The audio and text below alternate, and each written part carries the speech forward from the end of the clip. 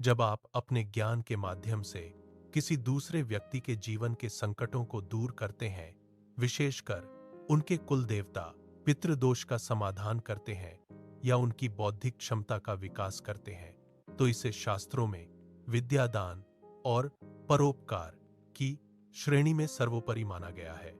धर्मशास्त्रों और ज्योतिष के अनुसार इसका फल आपको और आपके ग्रहों को इस प्रकार मिलता है। एक, किन ग्रहों से क्या फायदा मिलता है? बृहस्पति, जुपिटर। जब आप किसी को धर्म, संस्कार या पितृ देवता के मार्ग पर लाते हैं, तो आपका गुरु ग्रह अत्यंत शक्तिशाली हो जाता है। इससे आपके जीवन में कभी धन और संतान की कमी नहीं होती और आपकी सामाजिक प्रतिष्ठा, मान, सम्मान बढ़ती है।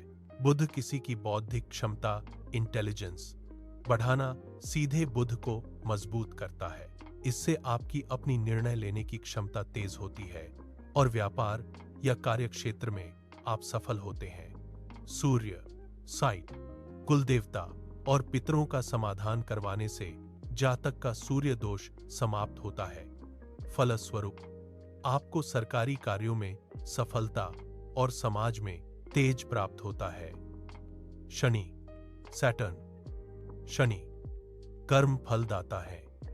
जब आप किसी का दुख दूर करते हैं, तो शनि देव की टेढ़ी दृष्टि आप पर से हट जाती है और आपके पुराने संचित पापों का नाश होता है। दो, किन ऋणों डेट से मुक्ति मिलती है? हिंदू धर्म के अनुसार हर मनुष्य पर 3 मुख्य ऋण होते हैं। दूसरों की मदद और ज्ञान बांटने से आप इनसे मुक्त होते हैं। शी ऋण, ऋषि ऋण। वेदों और गुरुओं से जो ज्ञान हमने लिया है, उसे दूसरों तक पहुंचाना ही इस ऋण से मुक्ति का एकमात्र तरीका है। जब आप किसी की बुद्धि का विकास करते हैं, तो आप इस ऋण से मुक्त हो जाते हैं। पितृ ऋण।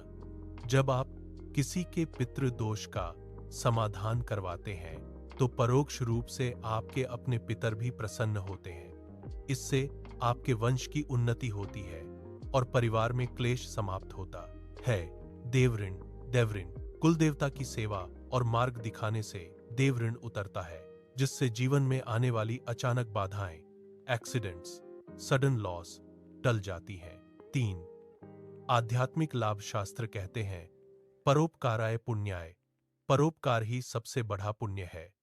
किसी के कुल और संस्कारों को जीवित करने का अर्थ है कि आपने उस व्यक्ति की कई आने वाली पीढ़ियों का उद्धार कर दिया।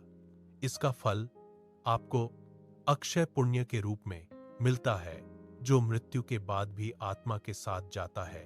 क्या आप जानना चाहेंगे कि पितृदोष या कुल देवता के मार्गदर्शन के लिए ज्योतिष में कौन से विशेष मंत्र या उपाय सबसे प्रभावी माने जाते हैं?